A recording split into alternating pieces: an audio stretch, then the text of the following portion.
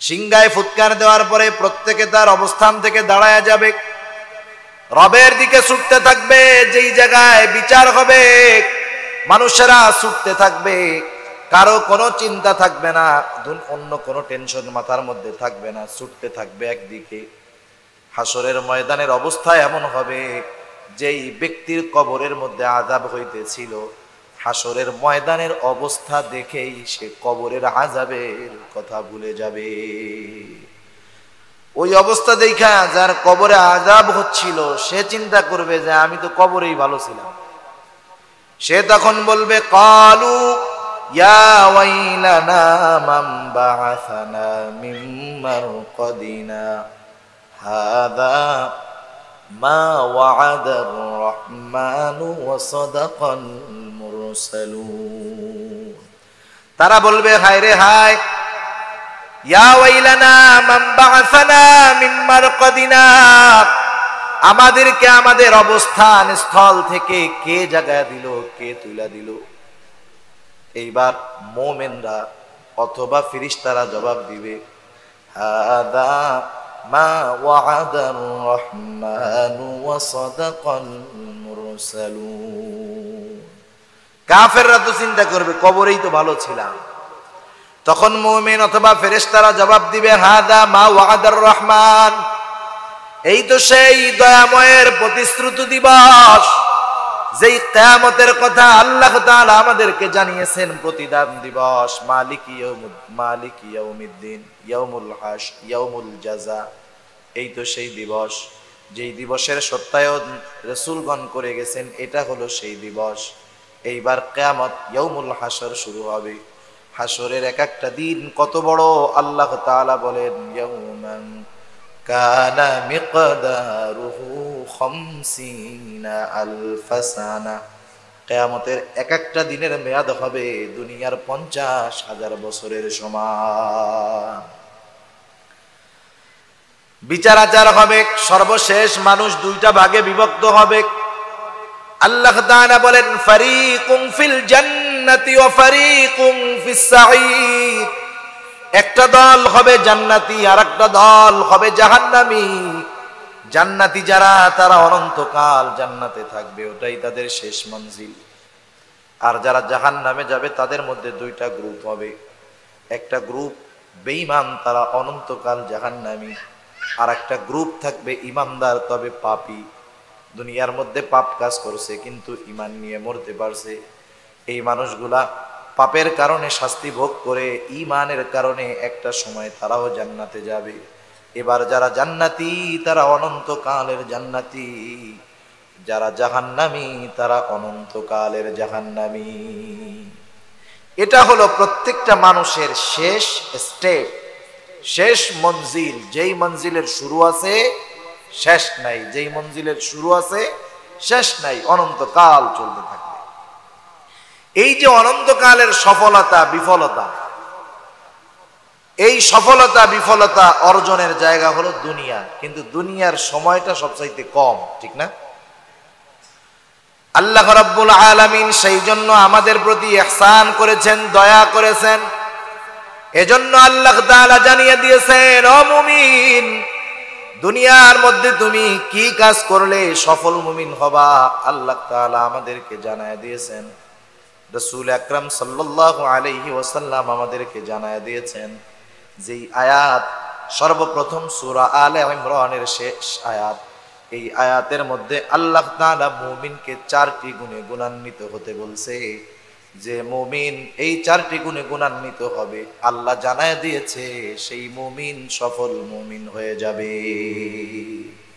আমরা সফল মুমিন হইতে চাই কারা? একটু হাত উঁচা করি তো, 2 হাত উঁচু করেন, জোরে সুন্দর মতো তাকবীর দিবেন একটা, নারায়ে তাকবীর, আরো জোরে নারায়ে তাকবীর। মাশাআল্লাহ, হাত নামান, একটু জবাব দিবেন, কথা বললে জবাব দেওয়া যাবে না, জবাব দিবেন। আল্লাহ তাআলা ঈমানদারদেরকে উদ্দেশ্য করে বলেন, ইয়া আইয়ুহাল্লাযীনা আমানু, হে ঈমানদারেরা। এরপরে আল্লাহ বলেন, ইসবিরু,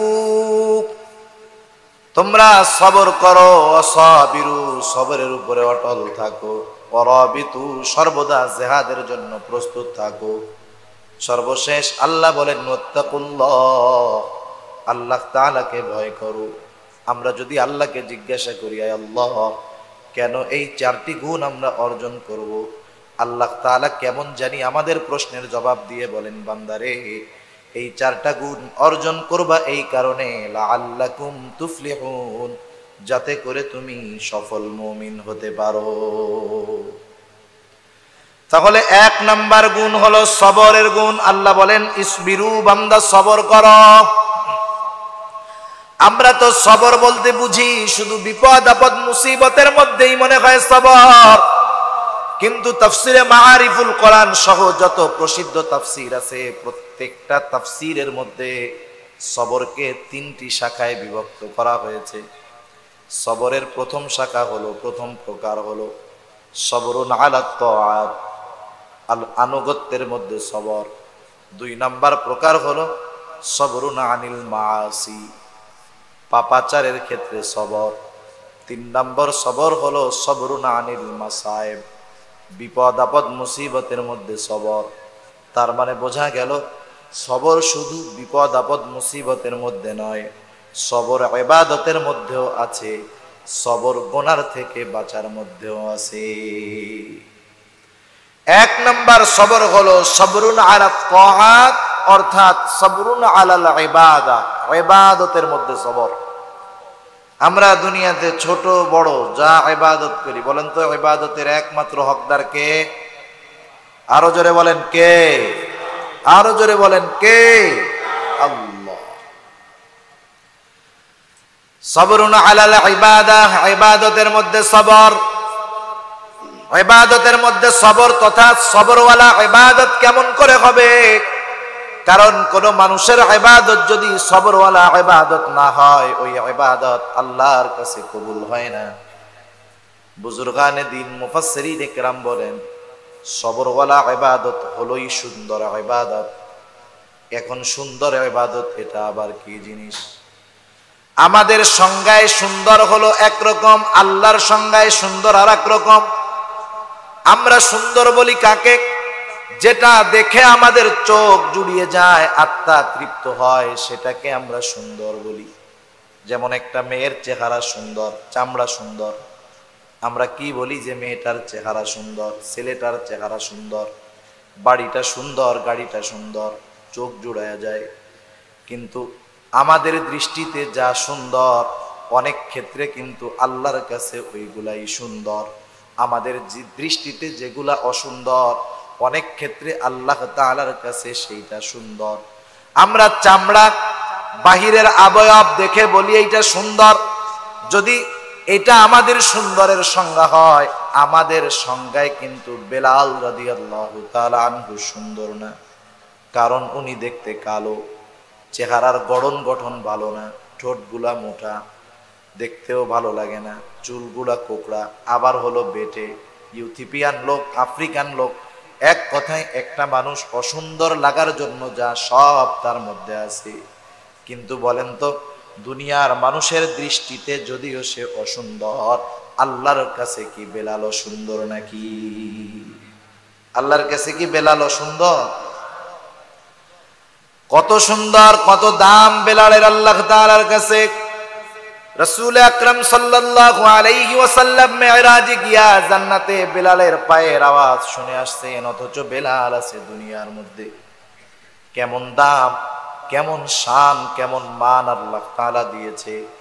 বেলাল চলে দুনিয়ায়, বেলালের পায়ের আওয়াজ পাওয়া যায় জান্নাতে। সুবহানাল্লাহ।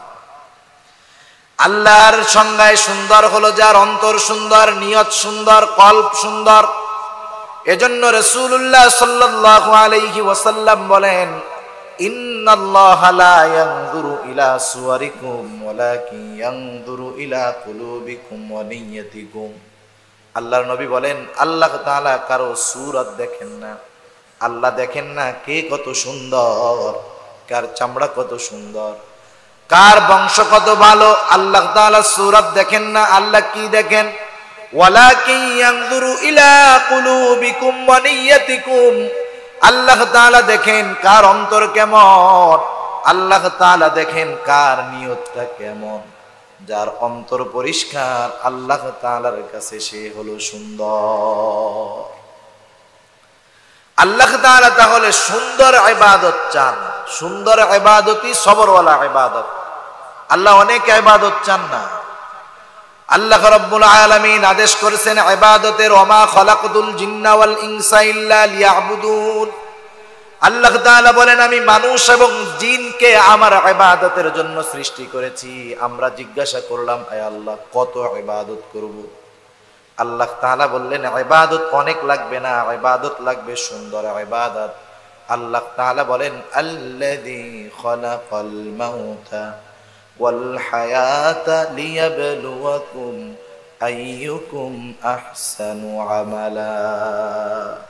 আল্লাহ তাআলা বলেন তিনি আল্লাহ। কে আল্লাহ? আল্লাযী খালাকাল মাউতা ওয়াল হায়াত, যিনি মউত এবং হায়াতকে সৃষ্টি করেছেন, মৃত্যু এবং জীবনকে সৃষ্টি করেছেন। কেন? লিয়াবলুয়াকুম, আমাদের পরীক্ষা নেওয়ার জন্য। কি পরীক্ষা? আল্লাহ তাআলা বলেন পরীক্ষা হলো আইয়ুকুম আহসানু আমালা, পরীক্ষা হলো তোমাদের মধ্যে কার আমল কত সুন্দর। তাহলে আল্লাহ কেমন ইবাদত চায় জোরে বলেন। হ্যাঁ, বুঝেন নাই কথা? ঘুম চলে আসছে মনে হয়, তাই না? 12টা বেজে গেছে তো। আপনাদের ঘুম আসছে? আরে একটু বলেন না আসছে, তাইলে আমি তাড়াতাড়ি যাইতে পারি। আপনারা যদি কোন যে হ্যাঁ হুজুর ঘুমাইছে, তাহলে তো আমি তাড়াতাড়ি যাই ঘুমাইতে পারি। আপনাদের ঘুম আসছে? একটু কষ্ট করেন না, একটু সময়। আল্লাহ তাআলা হয়তো এই সময়গুলো কিয়ামতে আমাদের পক্ষে সাক্ষী দিবে ইনশাআল্লাহ। আমরা তো গান শুনতেছি না, গুনাহ করতেছি না।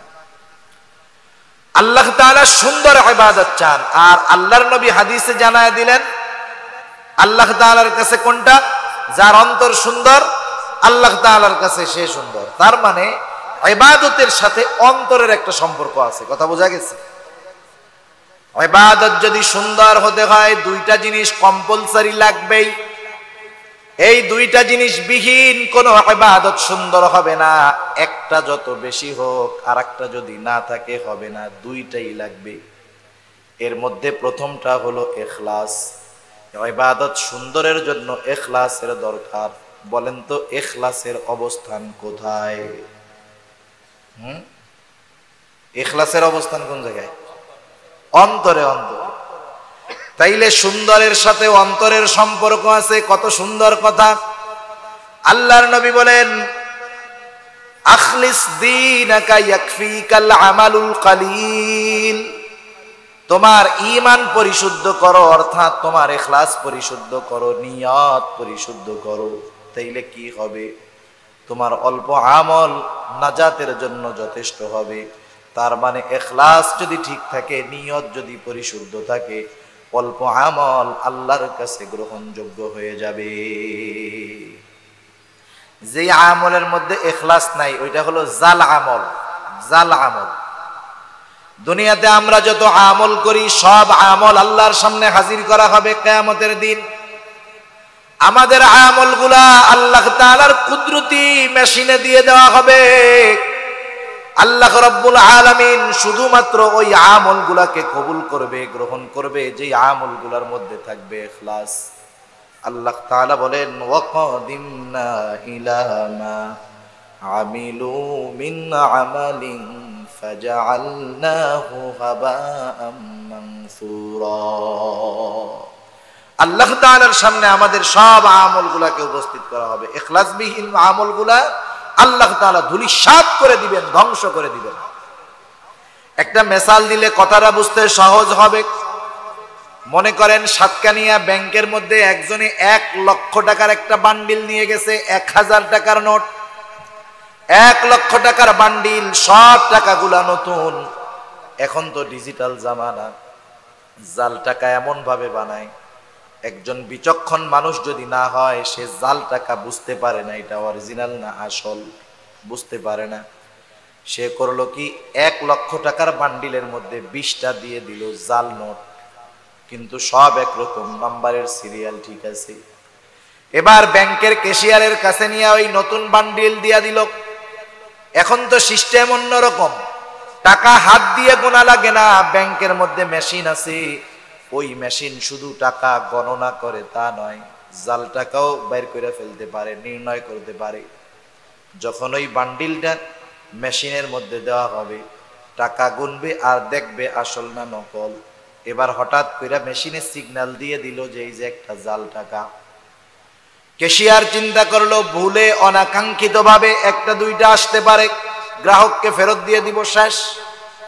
কিন্তু যখন দেখলো 100টা 1000 টাকার নোটের মধ্যে 20টাই জাল টাকার নোট, বলেন তো এখন কি আর ক্যাশিয়ার এটা মনে করবে নাকি এটা অনাকাঙ্ক্ষিত বিষয়, নাকি ক্যাশিয়ার মনে করবে ইচ্ছা করেই এই কাজটা করছে?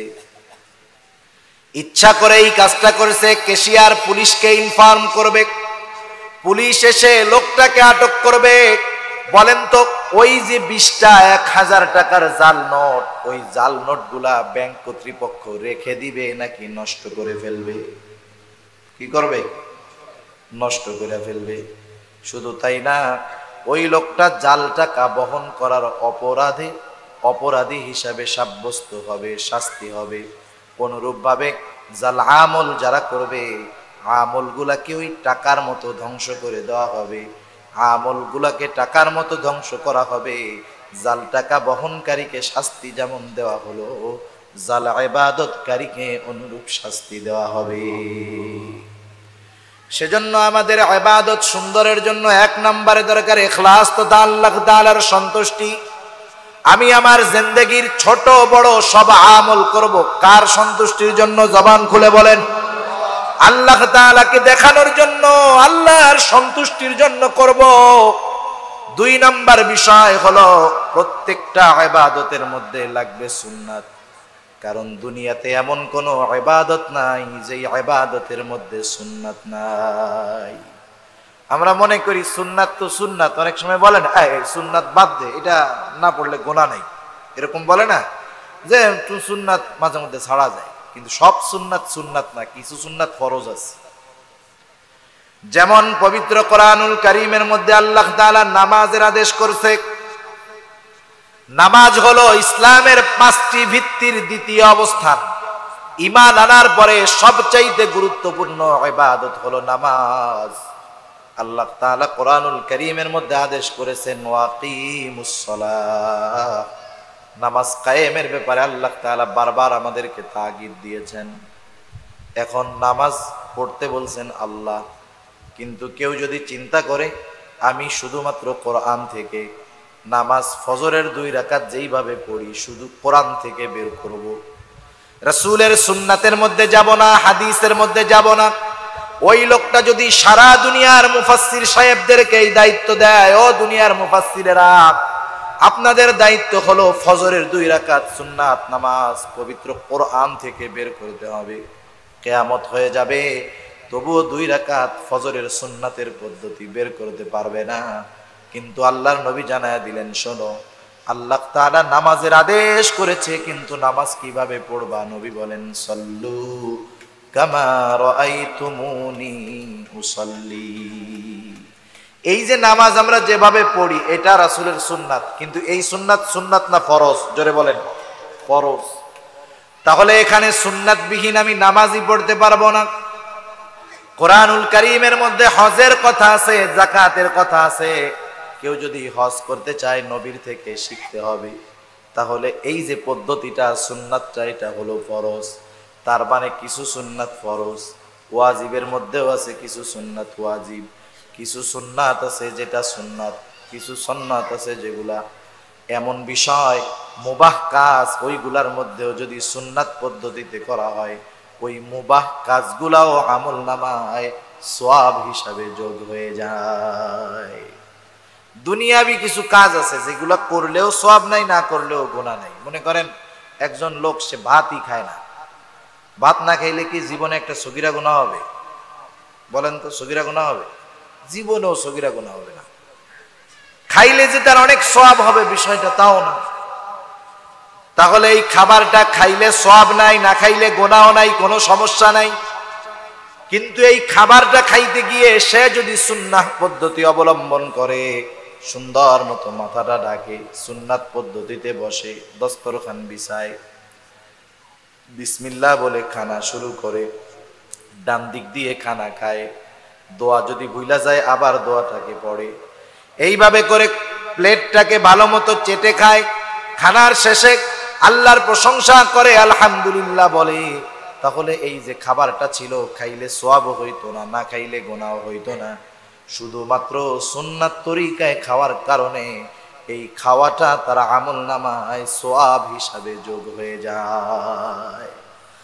সেজন্য দুনিয়ার কোনো ইবাদত নাই যেই ইবাদতের মধ্যে সুন্নাত নাই, সুন্নাতবিহীন কোনো ইবাদত নাই। কারণ আল্লাহ তাআলার আদেশ মানার মধ্যেই সুন্নাত দরকার, আল্লাহর আনুগত্যের মধ্যে সুন্নাত দরকার।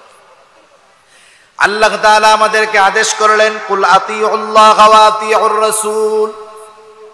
আদেশ করা হলো আপনি বলে দেন তোমরা আল্লাহর আনুগত্য করো এবং তার রাসূলের আনুগত্য করো।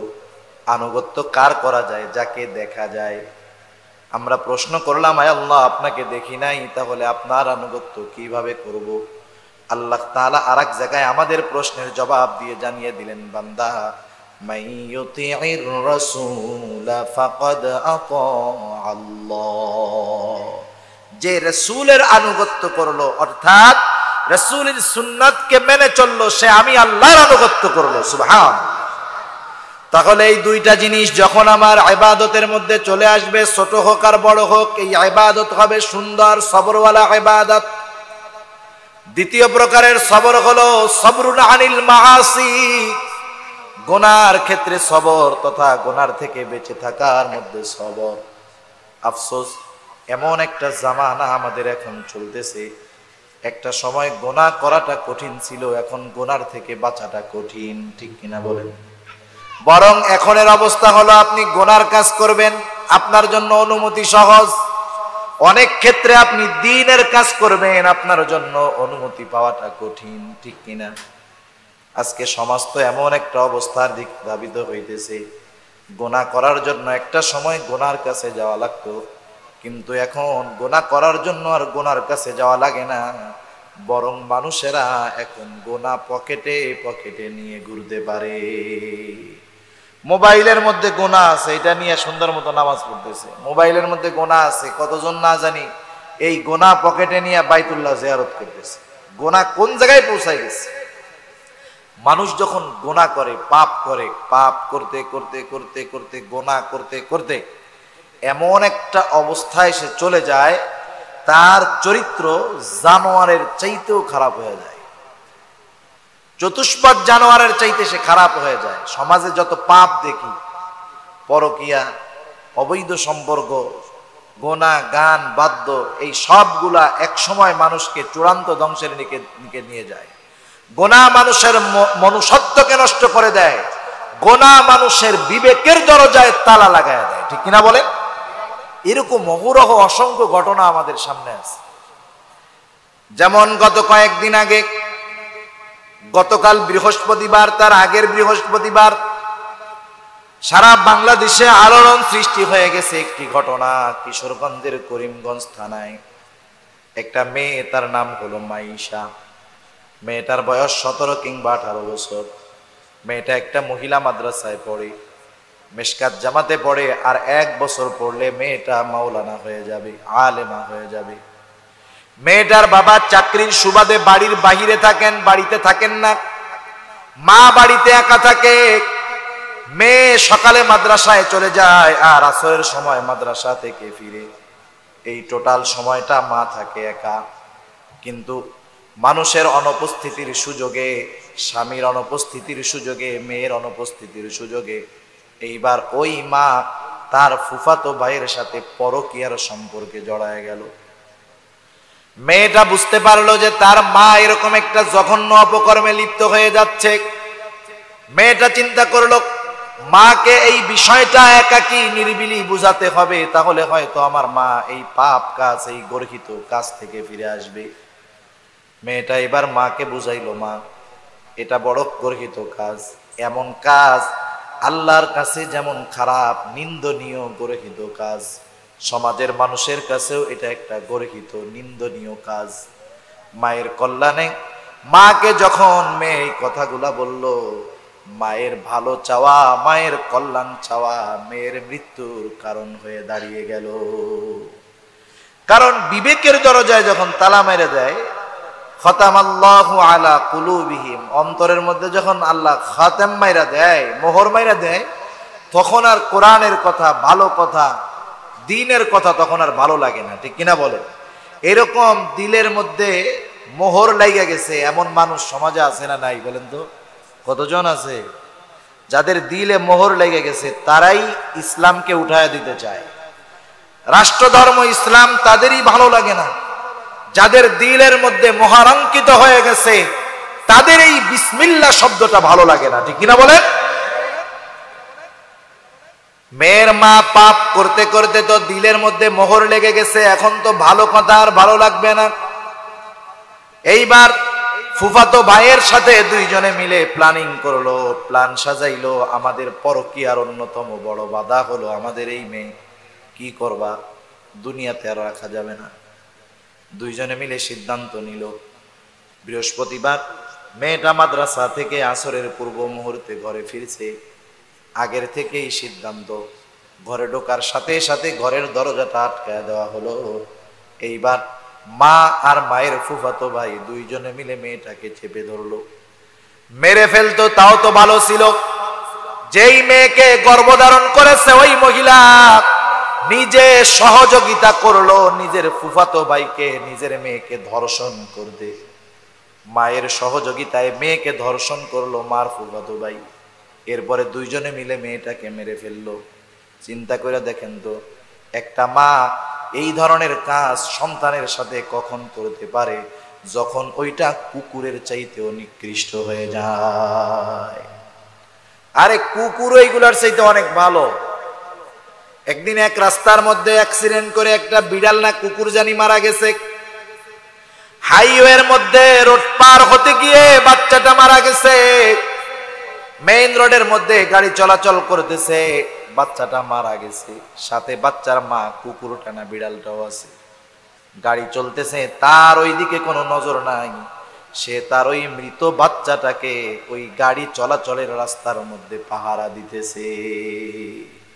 একটা জানোয়ারের মধ্যে মৃত বাচ্চার প্রতি যত মোহাব্বত ভালোবাসা, পাপ করতে করতে একটা মানুষের মধ্যে ওই ভালোবাসাটাও থাকে না, ও জানোয়ারের চাইতে নিকৃষ্ট হয়ে যায়। আল্লাহ তাআলা বলেন ওইগুলা জানোয়ারও না, বালহুম আদল, বরং ওই জানোয়ারের চাইতেও নিকৃষ্ট, ঠিক কিনা বলেন?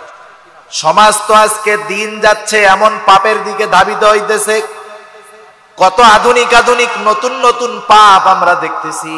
অনলাইনের বদৌলতে কত কিছু দেখতেছি। অনেক কিছু দেখি কিন্তু বলতে মন চায়, বলা যায় না। কারণ বলবো কেমনে, সবাই তো আর আমার মতো না। যেখানে নাবালক বাচ্চা আছে না, সব কথা সবার সামনে বলা যায় না, আফসোস লাগে, বলতে মন চায়, না বইলে তো উপায় নাই। যাই হোক, দিন যায়, গোনা নতুন নতুন আবির্ভাব হয়। গোনা অপরাধ প্রবণতা কমানোর জন্য অপরাধের শাস্তির মেয়াদ বাড়ানো হয়, পাওয়ার বাড়ানো হয়। যেমন গত বছর দল বেদল নির্বিশেষে সবাই আন্দোলন করলো, ধর্ষকের সর্বোচ্চ শাস্তি মৃত্যুদণ্ড কার্যকর করতে হবে। আন্দোলন সফল, ধর্ষকের সর্বোচ্চ শাস্তি, আইন পাস হলো মৃত্যুদণ্ড। এর মানে বিষয়টা কিন্তু এটা না যে ধর্ষক ধর্ষণ করেছে প্রমাণিত হলেই তাকে মৃত্যুদণ্ড দেওয়া হবে, এমনটা নয়। বরং শাস্তি কি দিবে এটা নির্ভর করে বিচারকের উপর। বিচারক যদি চায় 10 বছরের জেল দিতে পারে, বিচারক যদি চায় 20 বছরের জেল দিতে পারে, যাবজ্জীবন দিতে পারে। বিচারক চাইলে যেমন ফাঁসি দিতে পারে, বিচারক যদি মনে করে তাকে বেকসুর খালাসও দিয়ে দিতে পারে। যাই হোক, আগে ছিল সর্বোচ্চ শাস্তি মৃত্যুদণ্ড। আগে সর্বোচ্চ শাস্তি ছিল মৃত্যুদণ্ড আর যাবজ্জীবন, আর এখন হয়েছে সর্বোচ্চ শাস্তি মৃত্যুদণ্ড। শাস্তির মাত্রা একটু বাড়ছে না?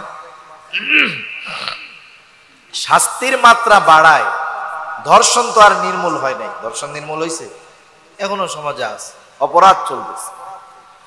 তার মানে দুনিয়ার আইন দিয়ে ধর্ষণ অপরাধ নির্মূল করা যায় না। প্রত্যেকটা মানুষ, প্রত্যেকটা মুমিন কিছু বিষয় যদি সামনে রাখে, গুনাহ থেকে বাঁচা তার জন্য সহজ হয়ে যায়। কিছু বিষয় যদি সর্বদা আমরা খেয়ালে রাখি, সামনে রাখি, গুনাহ থেকে বাঁচা যাবে। মনে করেন একটা ছেলের ইফটিজিং করার বদ খাসলাত আছে, ইফটিজিং। ওই ছেলেটা রাস্তা দিয়ে চলতেছে, সাথে তার বাবা। এই মুহূর্তে যদি বিশ্ব সুন্দরী ওই ছেলের সামনে দিয়ে হেঁটে যায়, বলেন তো যেই ছেলের সাথে বাবা আছে সেই ছেলেটা কি তখন ওই সুন্দরীকে ইফটিজিং করবে নাকি? করবে? তখন তো ওই ছেলে হলো সুলতানুল আরেফিন, ওলিয়ে কামেল, মোরশেদে মোকাম্মেল, চোখ উঁচা করেও তাকাবে না যদি আব্বা দেখে ফেলে। এই ভয়ে, ঠিক না? এই ভয়ে চোখ উঁচা করে তাকাবে না। তাহলে গুনাহ করার অভ্যাসটা ছিল, এই গুনাহটা করে নাই কার ভয়? আব্বার ভয়ে, আব্বার ভয়ে। বন্ধু বান্ধবের সাথে সিগারেট খাইতেছে, হঠাৎ করে মসজিদের ইমাম সাহেব ওই দিকে যাচ্ছে, আসতে ভয়ে সিগারেটটা ফালায়া দিয়া ইমাম সাহেবকে বলে, আসসালামু আলাইকুম। সিগারেট খাওয়া খারাপ কাজ, করলো না, বাদ দিল, ফালায়া দিল ইমামের ভয়ে। তার মানে আমরা মানুষ দেখে ফেলবে, বাবা জেনে ফেলবে, প্রতিবেশী জেনে ফেলবে, এই ভয়ে গুনাহ করি না। কিন্তু আমার আল্লাহ জানে, আমার আল্লাহ দেখে, এই চিন্তা আমি কখনো করি না। আল্লাহ দেখে, আল্লাহ জানে, এই চিন্তা যদি সর্বদা আমার মধ্যে থাকে, গুনাহ করা সহজ না কঠিন? জোরে বলেন। আল্লাহ তাআলা কেমন জানা জানে? আল্লাহ রাব্বুল আলামিন বলেন, ওয়ালাকাদ খালাকনাল ইনসানা ওয়া না'লামু মা তুওয়াসওয়িসু বিহি নাফসুহু ওয়া নাহনু আকরাবু ইলাইহি মিন হাবলিল ওয়ারিদ। আল্লাহ রাব্বুল আলামিন বলেন, ওয়ালাকাদ খালাকনাল ইনসান, আমি মানুষকে সৃষ্টি করেছি, ওয়া না'লামু মা তুওয়াসওয়িসু বিহি নাফসুহু, আল্লাহ তাআলা বলেন আমি আল্লাহ জানি তার অন্তরের মধ্যে কোন জিনিসে ওয়াসওয়াসা দেয়। অন্তরের মধ্যে কোন জিনিসে ওয়াসওয়াসা দেয়? বলেন তো, ওয়াসওয়াসা দেখা যায় নাকি? ওয়াসওয়াসা দেখা যায়? জবাব দেন না কেন? আপনাদের সমস্যা কি? আপনাদের বাড়ি কি ময়মনসিংহ? হ্যাঁ, আপনারা চট্টগ্রামের মানুষ, একটু জবাব দেন। এমন কিছু তো জিজ্ঞাসা করতেছি না, আপনারা যদি জবাব না দেন তাহলে আমার জানি কেমন কেমন লাগতেছে। কথা বুঝতেছেন না আপনারা? একটু জবাব দিলে ভালো হয়। ওয়াসওয়াসা কি দেখা যায় নাকি? দেখা যায়। আমি তো বুঝতেছি যে আপনারাই সেই দীর্ঘ সন্ধ্যা থেকে শুনতেছেন, বলতেছে অনেকজন, শুনতেছে তো একই জন। কষ্ট একটু হইতেছে, কিন্তু আর একটু সময় একটু শুনেন। ওয়াসওয়াসা দেখা যায় না, অথচ আল্লাহ রাব্বুল আলামিন বলেন, বান্দা আমি তোমার অন্তরে কোন জিনিসে ওয়াসওয়াসা দেয় তাও জানি। আমরা জিজ্ঞাসা করলাম, আয় আল্লাহ, আমার অন্তরের ওয়াসওয়াসার খবর দুনিয়ার কেউ জানে না, আপনি কেন জানেন, কেমনে জানেন? আল্লাহ বলেন, বান্দা তোমার অন্তরের ওয়াসওয়াসার খবর জানার কারণ হলো ওয়া নাহনু আকরাবু ইলাইহি মিন হাবলিল ওয়ারিদ, কারণ আমি আল্লাহ তোমার শাহরগের চাইতে অধিক নিকটে। সুবহানাল্লাহ। আমি আমার কত কাছে, তার চাইতে বেশি কাছে হলো আল্লাহ। আমার সবচাইতে নিকটে হলো আল্লাহ। আমি আমার শরীরের বাহির দেখি, ভিতরে দেখি না, আবার বাহিরের কত কিছুই তো দেখি না। এই জায়গায় কি এমন একজনও আছেন নাকি জিন্দেগিতে একবার ছবি ছাড়া নিজের চোখ দিয়া নিজের পিঠটা দেখছেন? আছেন এরকম এক আল্লাহর বান্দা? যা দিয়া দেখি এই চোখরেই কোনোদিন আয়না ছাড়া দেখি নাই। তাহলে এই চোখ কত কাছে অথচ কত দূর দেখা যায় না, এই পিঠ কত কাছে অথচ কত দূর দেখা যায় না। আমার আল্লাহ বলেন, আমি আল্লাহ তোমার অধিক নিকটবর্তী। শুধু নিকটবর্তী না, আল্লাহ বলছেন ওয়া নাহনু আকরাবু, সবচাইতে বেশি নিকটবর্তী হলাম আমি আল্লাহ। ওই আল্লাহ আমার এত নিকটে, বাপ পাশে থাকে মিয়া চোখ দিয়া তাকাও না গুনার দিক, আর ওই আল্লাহ এত নিকটে, গুনাহ করো, আল্লাহ দেখা ফেলবে, লজ্জা লাগে না? অথচ রাসূলুল্লাহ সাল্লাল্লাহু আলাইহি ওয়াসাল্লাম বলেন, প্রত্যেকটা মুমিনের আল্লাহর ব্যাপারে অধিক লজ্জাশীল হওয়া উচিত। কারণ যার কৃতজ্ঞতা, যার নিয়ামত আমার উপরে বেশি, তার নাফরমানি করা লজ্জাজনক সবচাইতে বেশি, ঠিক কিনা? যে আমাকে সবচাইতে কল্যাণকর বস্তু দেয় তার নাফরমানি করা বেশি লজ্জার। আল্লাহ তাআলা এরপরে বলেন, বান্দা আমি আল্লাহ তোমার অধিক নিকটবর্তী, শুধু তা না, তোমার দুই কাঁধে দুইজন ফেরেশতা আমি নিযুক্ত করে রাখছি। আল্লাহ তাআলা বলেন, ইদিয়াতালাক্কাল মুতালাক্কিয়ানি আনিল ইয়ামিনি ওয়া আনিশ শিমালি কাঈদ। আল্লাহ রাব্বুল আলামিন বলেন, আমাদের প্রত্যেকের ডান কাঁধে বাম কাঁধে দুইজন ফেরেশতা আছে, যাদের কাজ হলো আমাদের কর্মগুলাকে সংরক্ষণ করা। এরা খুব তৎপর সংরক্ষক।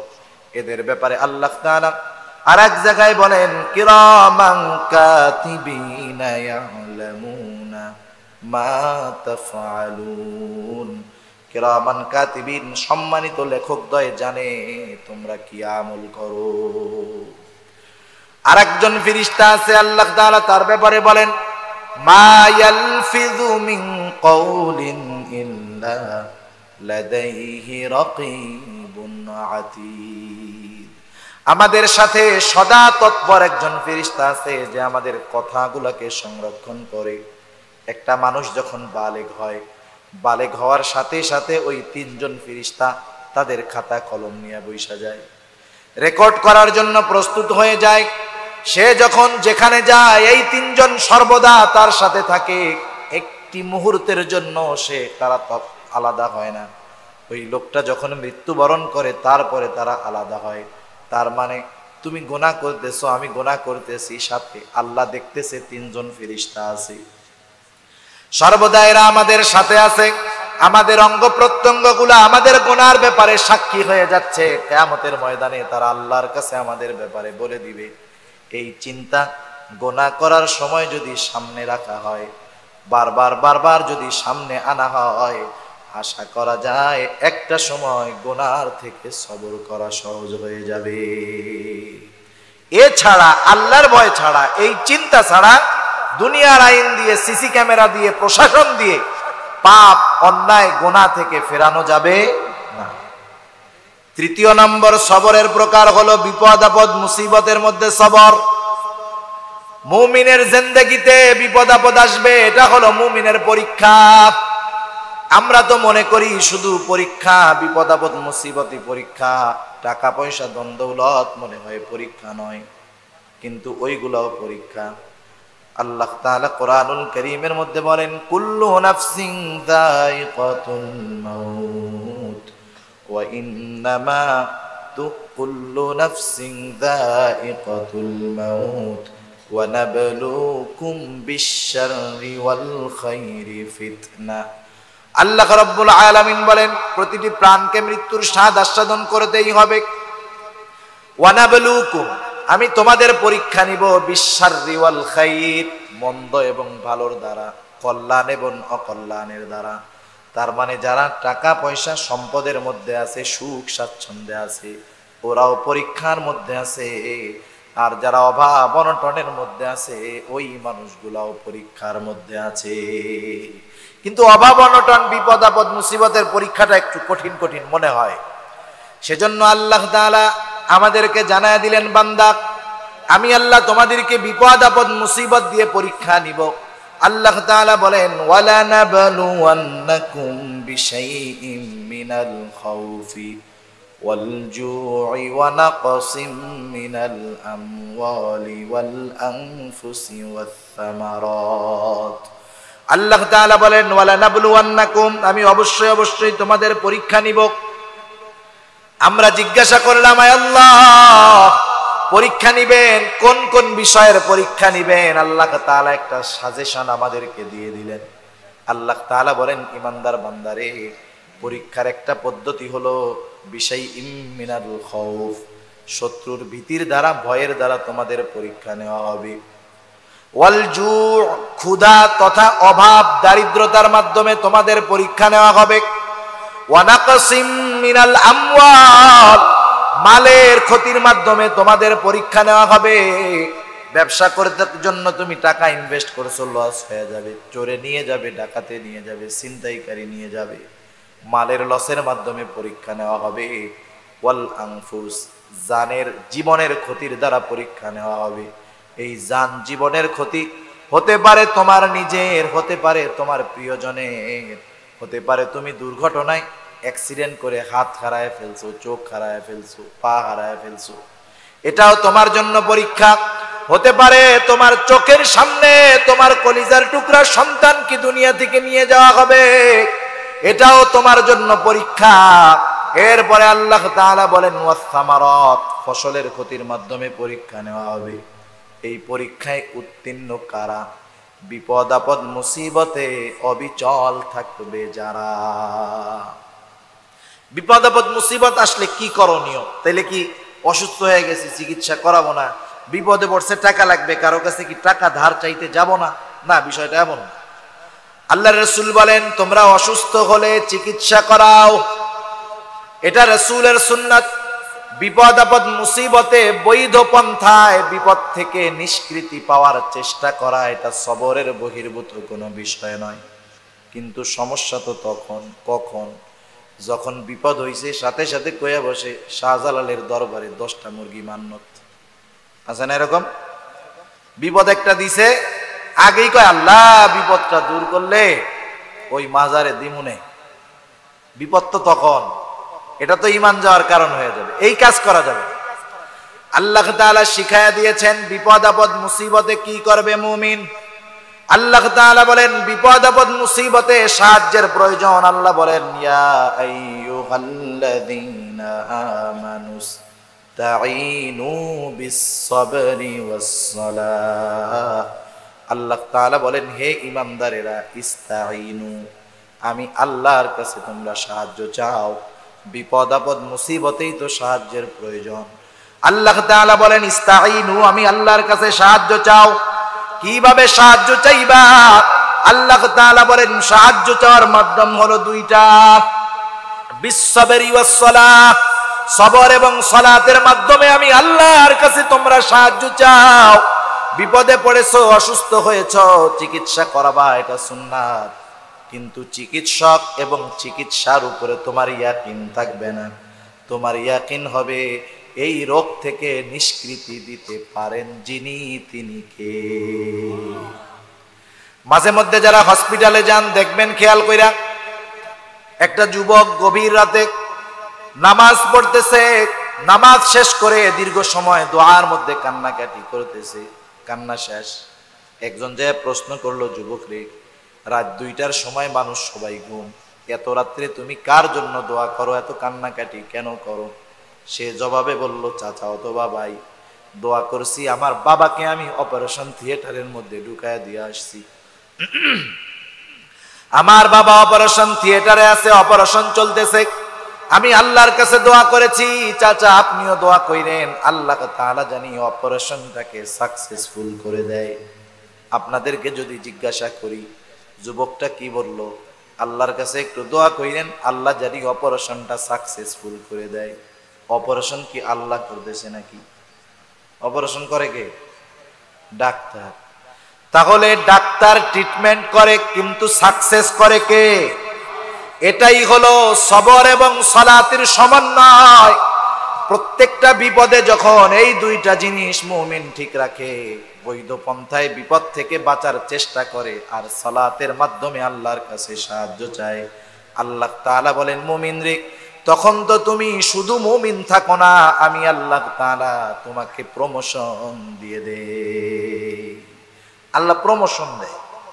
যেমন রাস্তাঘাটে পুলিশ দেখছেন আপনারা, পুলিশ, কিছু পুলিশ আছে না রাতের বেলায় কত কষ্ট করে বড় রাইফেল নিয়ে ডিউটি করে, আর কিছু পুলিশ আছে এদের কাছে আপনি রাইফেল পিস্তল কিচ্ছু দেখবেন না।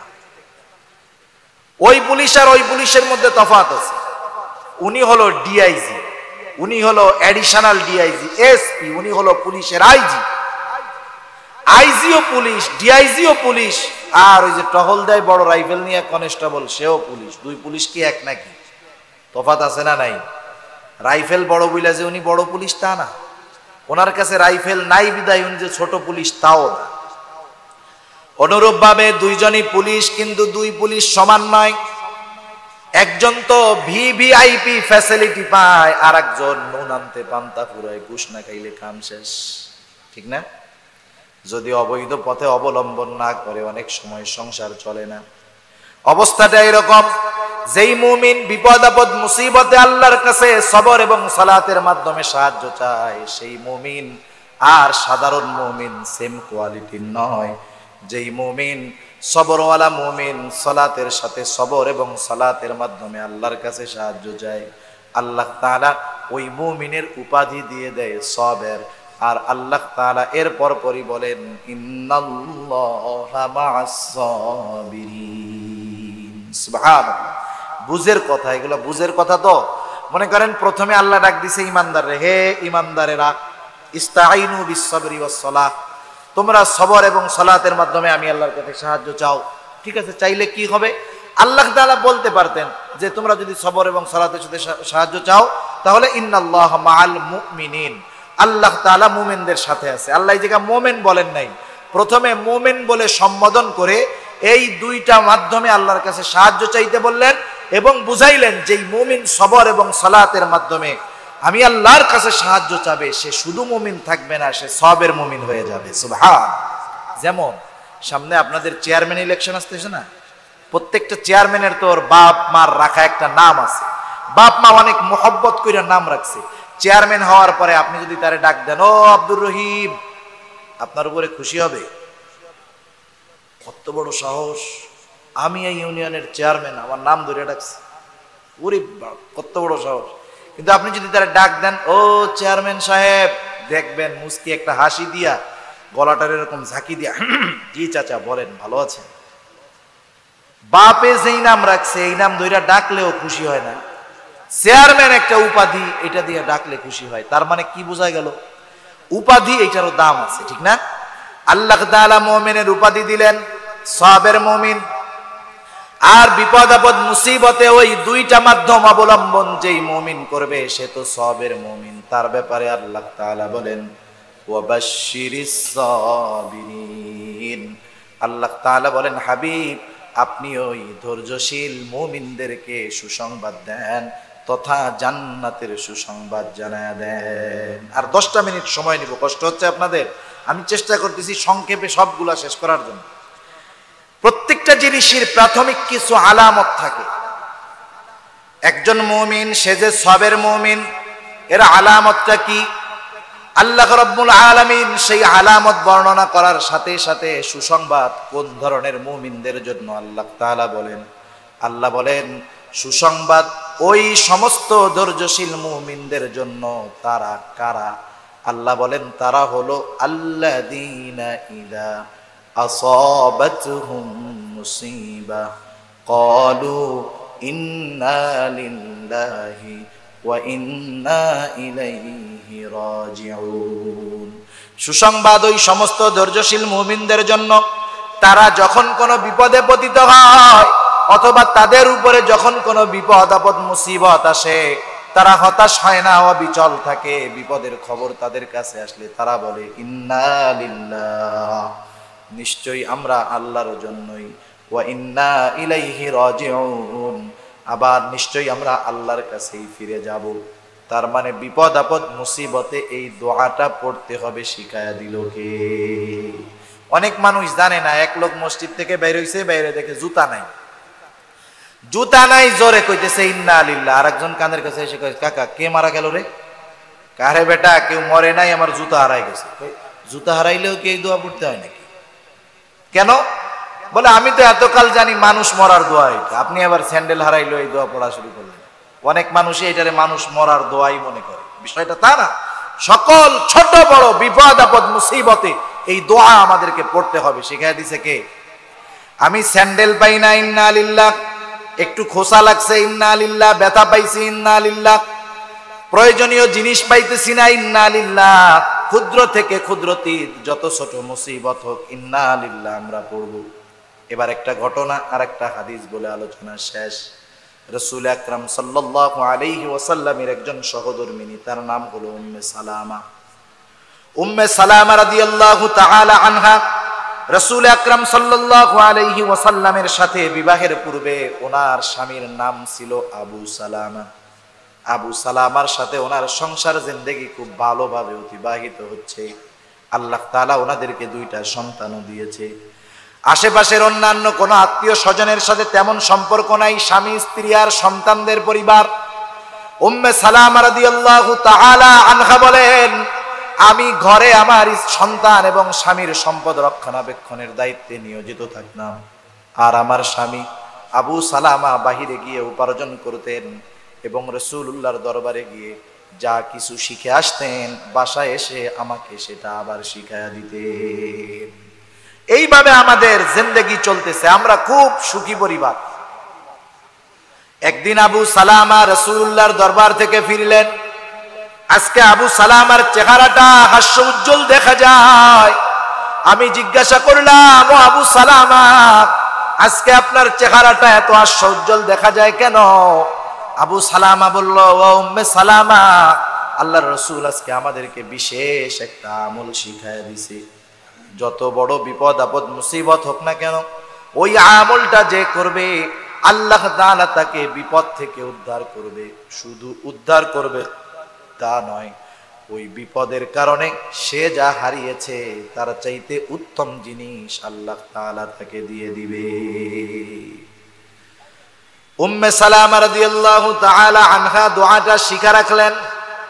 সহিহ মুসলিমের হাদিস, আল্লাহর নবী বলেন, তোমরা যখন কোনো বিপদ আপদ মুসিবতে পতিত হবা, তোমরা পড়বা ইন্না লিল্লাহি ওয়া ইন্না ইলাইহি রাজিউন, আল্লাহুম্মা আজরুনি ফি মুসিবাতি ওয়া আখলুফলি খায়রাম মিনহা।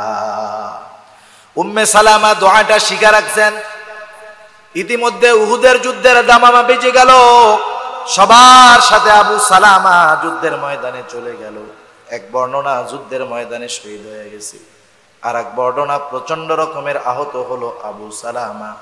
উম্মে সালামা একদিন ঘরের কাজ করতেছে, হঠাৎ করে একজন লোক দৌড় দিয়ে আইসা বলে, ও উম্মে সালামা, তোমার স্বামী আবু সালামা আর দুনিয়ায় নাই। বলেন তো, স্বামী স্ত্রীর সংসার, দুইটা সন্তান। ওই সময় উম্মে সালামা রাদিয়াল্লাহু তাআলা আনহার পেটে আর একটা সন্তান। এই সময় যদি স্বামীর মৃত্যুর খবর কোনো স্ত্রীর কাছে আসে, ওই স্ত্রীর জন্য দুনিয়ার মধ্যে এর চাইতে বড় মুসিবতের খবর আর কিছুই হতে পারে না। কেউ নাই, শ্বশুর শাশুড়ি নাই, মা বাপ নাই, দুইটা সন্তান আছে আর একটা পেটে। আমাদের দেশের মহিলারা হইলে কি করবে? এমন চিৎকার দিবে, এক চিৎকারে ও মারা যাবে, ওর পেটের মধ্যে যেইটা আছে ওইটাও শেষ হয়ে যাবে। চিৎকার দিবে, দেয়ালের সাথে মাথা ঠুকাবে আর বলবে, আল্লাহ, দুনিয়াতে কি তুমি আর কোনো মানুষ পাও নাই? আমার এই সন্তানগুলার ইয়াতিম বানাইলা। আমার পেটের সন্তান দুনিয়ায় আসার আগেই তার ইয়াতিম বানায় ফেললা। আল্লাহ, আল্লাহকে দোষ দিবে, আল্লাহর ব্যাপারে অভিযোগ দায়ের করবে। এটা স্বাভাবিক, আমাদের দেশের মহিলারা করবেই। কিন্তু উম্মে সালামা কি করলো? গোটা দুনিয়ার মহিলা সহ সব মানুষের জন্য শিক্ষণীয়। উম্মে সালামার কাছে যখন আবু সালামার মৃত্যুর খবর বলা হলো, উম্মে সালামা চিৎকার দেন নাই, আল্লাহর ব্যাপারে অভিযোগ দায়ের করেন নাই। তিনি সাথে সাথে স্বামীর শিখায়ে দেয়া দোয়াটা পড়লেন, ইন্না লিল্লাহি ওয়া ইন্না ইলাইহি রাজিউন, আল্লাহুম্মা আজুরনি ফি মুসিবাতি ওয়া আখলুফনি খায়রাম মিনহা। এই দোয়ার মাধ্যমে উম্মে সালামা কি বলল? আল্লাহর নবী শিখায় দিলেন, ইন্না লিল্লাহি ওয়া ইন্না ইলাইহি রাজিউন, নিশ্চয় আমরা আল্লাহর জন্য, আমরা আবার আল্লাহর কাছেই ফিরে যাব। আল্লাহুম্মা আজুরনি ফি মুসিবাতি, আল্লাহর কাছে তখন বলা হয়, আয় আল্লাহ, আমি যেই বিপদে পড়েছি এই বিপদ থেকে আপনি আমাকে উদ্ধার করেন, বাঁচান। শুধু তাই না, ওয়া আখলুফলি খায়রাম মিনহা, এই বিপদের মাধ্যমে আমি যা হারিয়েছি তার চাইতে উত্তম জিনিসটা আপনি আমাকে দান করেন। আবু সালামারে হারাইছে উম্মে সালামা, স্বামী হারাইছে, আল্লাহর কাছে বলছে, আল্লাহ, যেই স্বামী হারাইছি তার চাইতে একটা উত্তম স্বামী আমারে দেন। উম্মে সালামার পেটের সন্তান দুনিয়াতে আসলো। অভাবের সংসার, কষ্টের সংসার।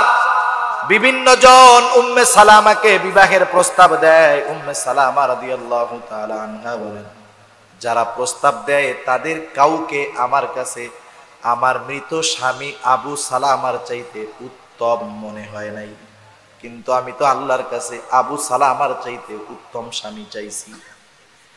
এভাবে কষ্টে দিন চলতেছে উম্মে সালামার। রাসূলুল্লাহ সাল্লাল্লাহু আলাইহি ওয়াসাল্লামের কাছেও খবর পৌঁছায়া গেল। একদিন দুপুর বেলায় উম্মে সালামা রাদিয়াল্লাহু তাআলা আনহা তার চামড়ার পানির মাস্ক, চামড়ার পানির ব্যাগটা ছিঁড়ে গেছে, ওইটা উনি সেলাই করে দিয়েছেন। দুপুর বেলায় দেখতে পাইলেন রাসূলুল্লাহ সাল্লাল্লাহু আলাইহি ওয়াসাল্লাম ওনার বাড়ির দিকে আসতেছে। উনি যখন নিশ্চিত হলেন যে আমার বাড়িতেই আসতেছে, ঘরের মধ্যে বসার ব্যবস্থা করে দিলেন। উম্মে সালামা রাদিয়াল্লাহু তাআলা আনহা জীর্ণ কুটিরের মধ্যে রাহমাতুল লিল আলামিন অবস্থান করলেন। এবার সব খবরাখবর নিলেন।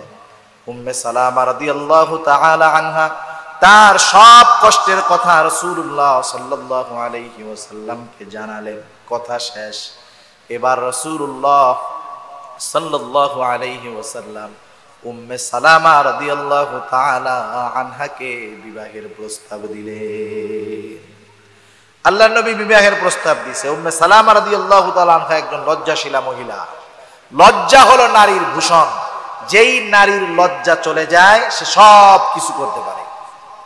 সেজন্যই আল্লাহর নবী বলেছেন আল হায়াউ শু'বাতুম মিনাল ঈমান, লজ্জা ঈমানের অঙ্গ। একটা মেয়ে যার লজ্জা আছে, লজ্জাশীল মেয়ে, তার কাছে যত ভালো পাত্রের প্রস্তাব আসুক না কেন, লজ্জার কারণে সে সাথে সাথেই বলবে নাকি হ্যাঁ হ্যাঁ আমি এই বিয়ায় রাজি, তাড়াতাড়ি আমার বিয়া দিয়ে দেন, এরকম বলবে? যদি বলে বলবো ওরে কত বড় নির্লজ্জ, একটু লজ্জাও লাগলো না। উম্মে সালামা রাদিয়াল্লাহু তাআলা আনহা রাসূলুল্লাহ সাল্লাল্লাহু আলাইহি ওয়াসাল্লামের প্রস্তাবে লজ্জায় হ্যাঁ বলেন নাই। প্রস্তাব তো দুনিয়ার কোন সাধারণ মানুষ দেয় নাই। আল্লাহর নবীর প্রস্তাব সরাসরি না বললে তো বেয়াদবি হয়ে যাবে। হাও বলেন নাই, নাও বলেন নাই। তিনি আল্লাহর রাসূলের সামনে কয়েকটা ওজর পেশ করলেন।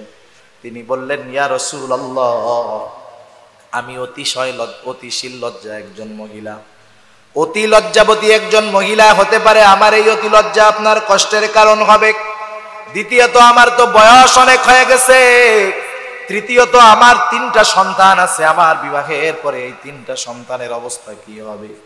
আল্লাহর নবী বলল ও উম্মে সালামা, আল্লাহ তাআলা তোমার অতি লজ্জাকে স্বাভাবিক করে দিবেন। তুমি বয়সের কথা বলতেছো, আমার বয়স তো 55 বছর। তুমি তোমার সন্তানদের নিয়ে চিন্তিত কেন? তোমার এই 3 সন্তান, এ তো আমারও সন্তান। উম্মে সালামা রাদিয়াল্লাহু তাআলা আনহার সাথে রাসূলুল্লাহ সাল্লাল্লাহু আলাইহি ওয়াসাল্লামের বিবাহ হয়ে গেল। উম্মে সালামা রাদিয়াল্লাহু তাআলা আনহা বলেন, আমি স্বামী আবু সালামার মৃত্যুর পরে ওই দোয়াটা যখন পড়লাম, ওই সময় ইয়াকিন আমি চিন্তা করতেছি অনেক মানুষের বিবাহের প্রস্তাব আসে, কিন্তু আমার কাছে কাউকে আবু সালামার চাইতে উত্তম মনে হয় নাই। আবার রাসূলুল্লাহকে স্বামী হিসাবে পাওয়ার ব্যাপারটা কল্পনাই করি নাই। কিন্তু আল্লাহ তাআলা আমার দোয়াটা কবুল করেছেন। আমি আমার স্বামী আবু সালামাকে হারিয়েছি, আর আল্লাহ তাআলা আমার ওই মুসিবতের সময়ের দোয়াকে কবুল করে এমন মানুষকে স্বামী হিসাবে আমাকে দিয়েছে, যার মতো মানুষ আসমানের নিচে জমিনের উপরে আর কেহ নাই। তাহলে বিপদ আপদ মুসিবতে এই আমল করা যাবে না ইনশাআল্লাহ। এই আমলে যারা আছে তাদের ব্যাপারে আল্লাহ বলেন উলাইকা আলাইহিম সালাওয়াতুম মির রাব্বিহিম ওয়া রাহমাহ ওয়া উলাইকা হুমুল মুহতাদুন। প্রতিদিন প্রতি রাকাত নামাজে ইমাম যখন পড়ে, ইমামের কেরাত মুসল্লির কেরাত একা পড়লে নিজে বলি ইহদিনাস সিরাতাল মুস্তাকিম, সৎ পথ আল্লাহর কাছে চাই, সিরাতে মুস্তাকিম চাই। সিরাতে মুস্তাকিমের উপরে চলতে হলে 2টা জিনিস দরকার। 1 নাম্বার আল্লাহর অনুগ্রহ দরকার, আল্লাহর দয়া দরকার। আল্লাহ তাআলা বলেন সবের মুমিন যারা তাদের উপরে তাদের রবের বিশেষ অনুগ্রহ আর রহমত, আর তারাই হলো সৎপথ প্রাপ্ত। সুবহান। তাহলে আমরা এবার আগের জায়গায় ফিরে যাই। মুমিন বান্দা সফল হতে চাইলে কয়টা গুণ? জোরে বলেন। 4টা গুণ। 1 নাম্বার গুণ হলো সবরের গুণ। সবর কিসের মধ্যে? সবর ইবাদতের মধ্যে, সবর গুনার থেকে বাঁচার মধ্যে, সবর বিপদ আপদ মুসিবতের মধ্যে। এরপরে আল্লাহ তাআলা বললেন অসবিরু, বান্দা সবর 1-2 দিন করলে হবে না, সবরের উপরে অটল থাকো। 2য় গুণ।